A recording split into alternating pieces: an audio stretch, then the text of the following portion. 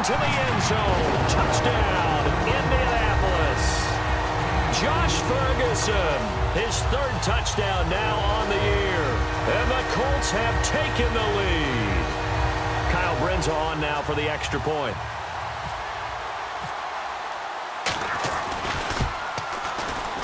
And this is good to make it 7-0 Indy.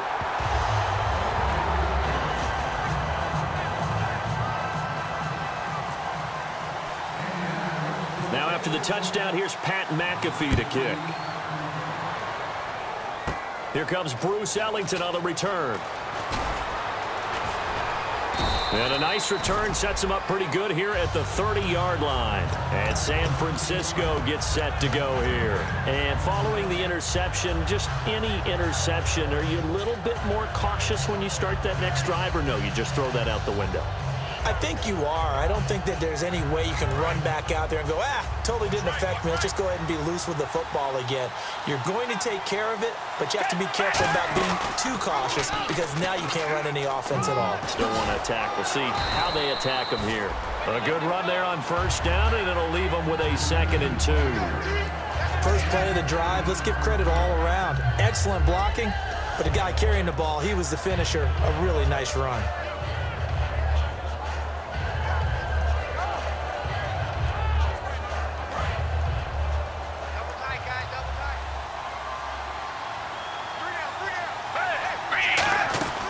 They'll run it now out of the gun. And he'll get up near the 45. They'll spot it at the 44. 5 yards is the pickup there as that extends this drive. Well, we always talk about good down and distance, allowing offenses to expand their playbook. Well, 2nd and 2, that means your playbook's wide open. You can run just about anything. But a lot of times, the play caller, he just looks down at his sheet, sees the short yardage runs, and goes to one of those.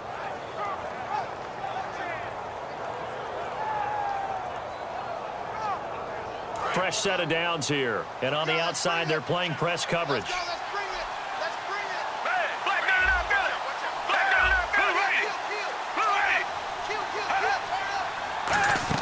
On first down, it's Charles again. And taking it across midfield and inside the 45. They give him 13 yards there on the play and a fresh set of downs. That's another nice run, and I have to tell you, some of the coaches that I played for, their philosophies were always different when they see a guy running the ball well. Some of them wanted to immediately go to play action and throw it now because it's wide open. While other coaches said, you know something? Until they stop him, that big boy's going to keep getting the football. And that might be the direction that they're going to go right now. Here's the option going right. And he'll be brought down at about the 42.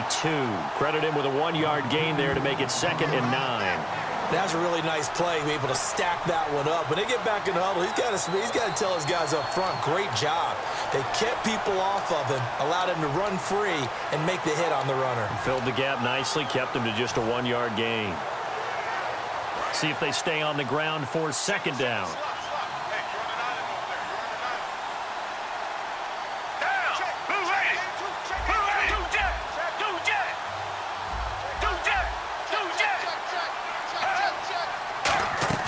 They'll try to throw here. Gabbard. And he slides to avoid the hit. Give him 10 yards on that one, and that'll earn him a fresh set of downs. Partner, he was going through his progressions. Not there, not there. After about the 3rd one, he decided he better pull it down and run for it. And he slides down and avoids the hit for good measure.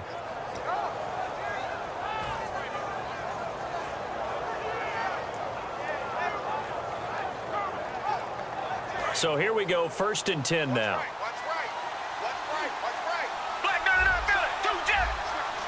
Again, we'll see the pistol here.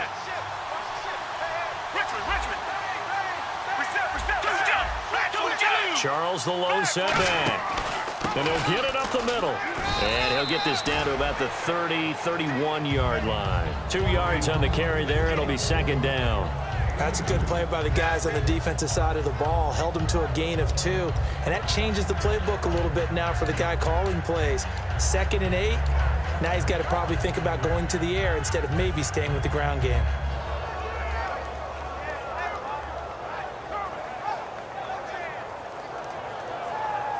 And here comes play number 6 on this drive.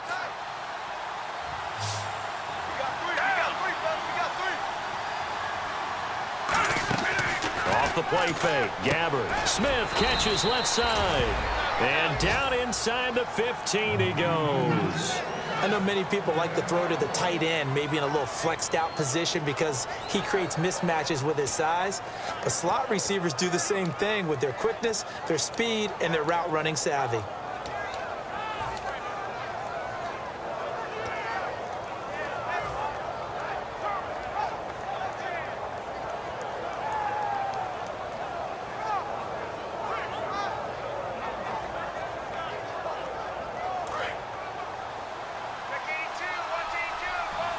Another pistol look here.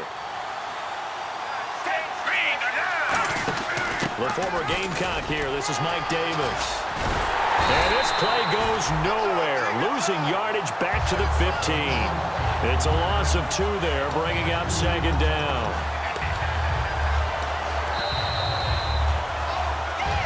Two minutes to go here in the first half. We'll come back to Indianapolis right after this.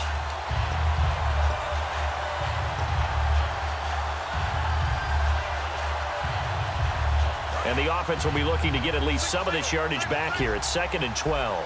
One receiver left, 2 to the right.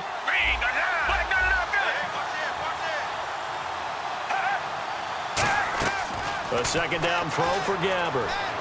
Escaping the pressure right. And he'll go down here at the 12-yard line. It'll be a 3-yard gain, and that'll lead here to a 3rd down. Well, he did a nice job keeping his eyes downfield, waiting for someone to get open. But once the pressure forced his eyes down to see the rush, it was time to make a break for it.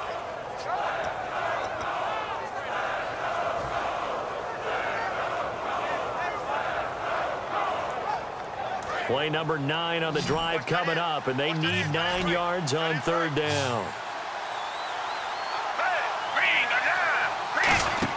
On 3rd down, Gabbard. He's going to leave this for his running back. It's complete.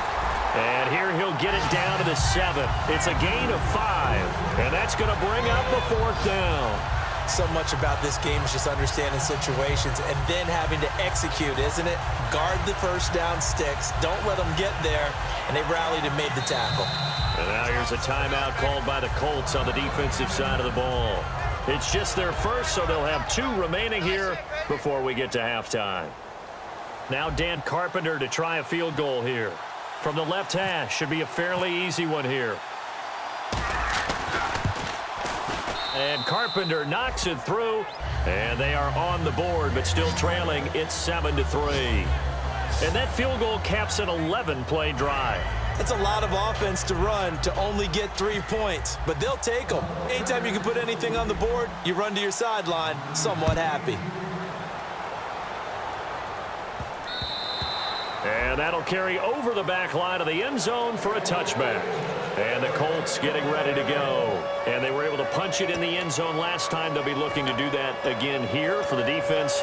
Obviously, they'll be looking to stop them from punching it back in the end zone. It always is punch, counter punch, isn't it? And which team has the advantage? Well, let's just go back. Last time on offense, they rolled downfield, got into a good rhythm. You can see a little more bounce in and out of the huddle. You can see the sideline really get into the game.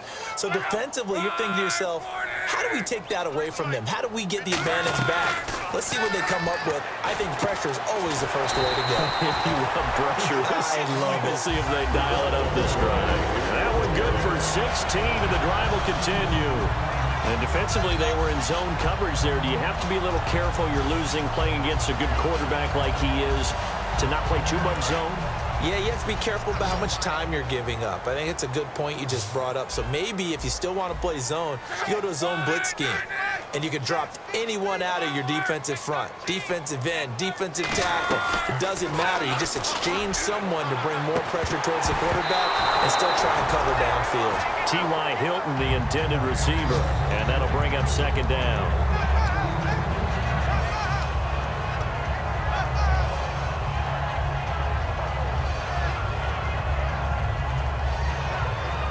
So the incomplete pass brings up second down.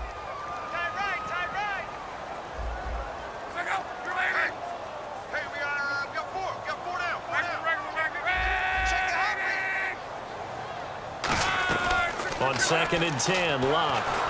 Oh, the ball comes out on the hit but they'll say it's incomplete. Phillip Dorsett, the intended receiver, and it's third down. It's a tried-and-true formula, and I don't think it'll change for as long as we play football. If someone's trying to throw the ball and you can put pressure on them and make it tough, that's only going to help your defense. Yeah, he's since being hurried. He got rid of it before taking the hit, but incomplete. So a ways to go here on 3rd and 10.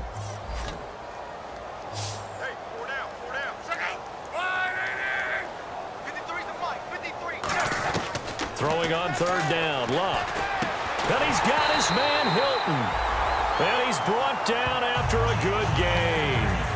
Now hold everything here. We're going to get a timeout by the offense. So that means they're down to 1 remaining here as we head toward halftime.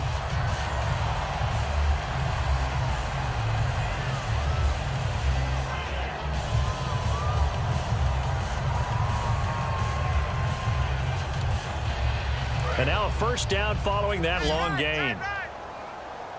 1 receiver left is Hilton.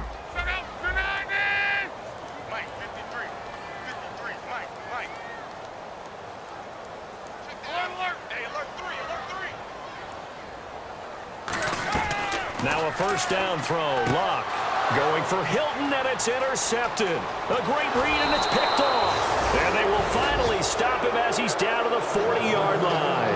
And now the 49er offense ready to go and getting back out onto the field. And this is a spot late in the clock near midfield, though. Maybe take a couple chances, see if you get in field goal range. You do that if you have trust. And this should be a position now where the great ones, they relish this opportunity to try and put points on the board.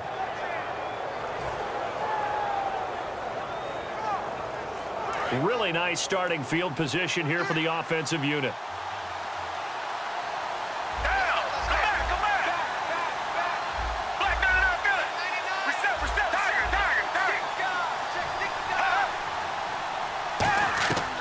Following the interception, here's Gabbard.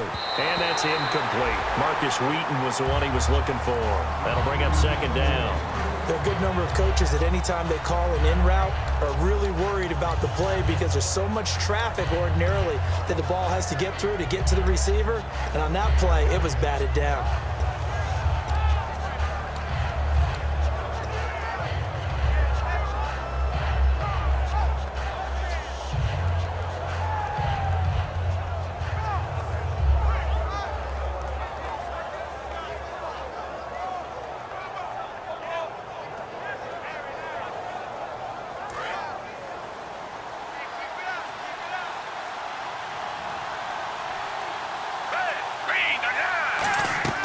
Throwing again, Gabbard on 2nd and 10. And the hit jarred it loose.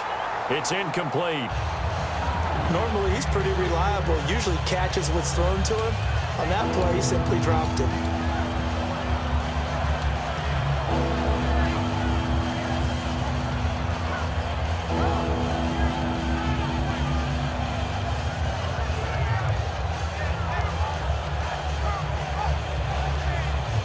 So still a full 10 yards to go here for the offense on 3rd down.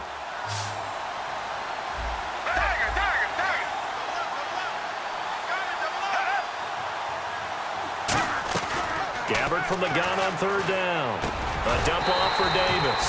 And he gets it down to the 32.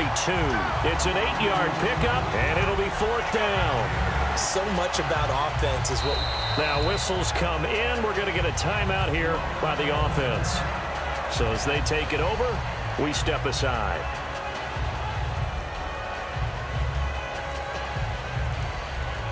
So 3 seconds here remain in the half. On is the field goal unit to see about getting 3 points. He was true on his first. This a tough one from 49 yards away. And Carpenter knocks it through. So we hit halftime here in Indianapolis.